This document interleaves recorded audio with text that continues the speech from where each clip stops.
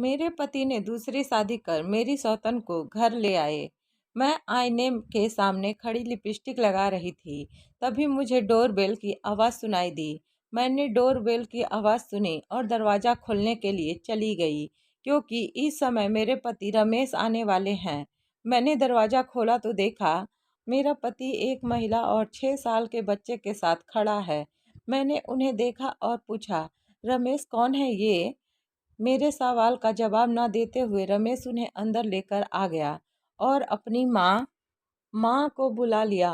आओ बेटे की पुकार सुनकर मेरी सास आ गई। रमेश क्या है, इतना क्यों बुला रहे हो? माँ देखो मैं किसे ले आया हूँ। यह कौन है? आपकी छोटी बहू और आपका पोता। यह सुनकर मेरी सास थोड़ी चौंक गई।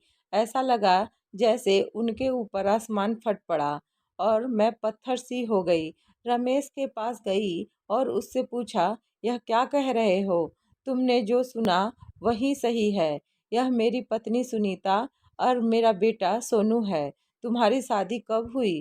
7 साल पहले। आपने हमें बताया क्यों नहीं? अगर तुम जानती तो क्या मुझे शादी करने देती?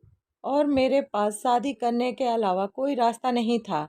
तुम बांझ हो, ऐसी लड़की जिसके कोई बच्चे नहीं है और कभी बच्चे नहीं होंगे। यह सुनने के बाद मुझे समझ नहीं आ रहा था कि मैं क्या जवाब दूं और क्या जवाब देना उचित होगा। यह भी नहीं समझ आया। मेरे सास ने पूछा, कहाँ रहेंगे ये सब?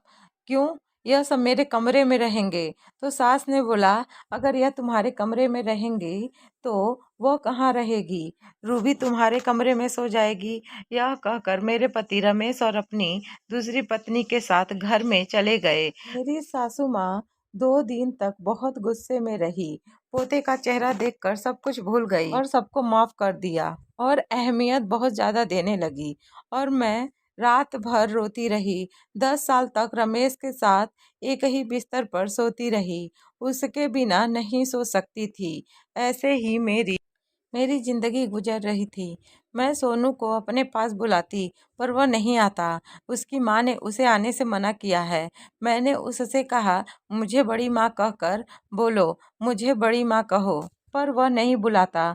मेरा काम दिन भर घर का काम करना है। मेरे पति के घर आ जाने का कोई उपाय नहीं।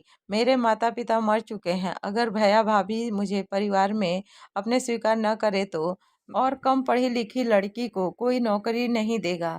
ऐसे में यहाँ रुकने के अलावा यहाँ कोई रास्ता नहीं है। दरअसल मैं जानना चाहती हूँ कि बच्चे ना पैदा कर पाना क्या गलत है? दोस्तों, आपको यह कहानी कैसी लगी प्लीज़ कमेंट करके ज़रूर बताएं। अगर अच्छी लगी है तो वीडियो को लाइक और चैनल को सब्सक्राइब कर लें। Thank you.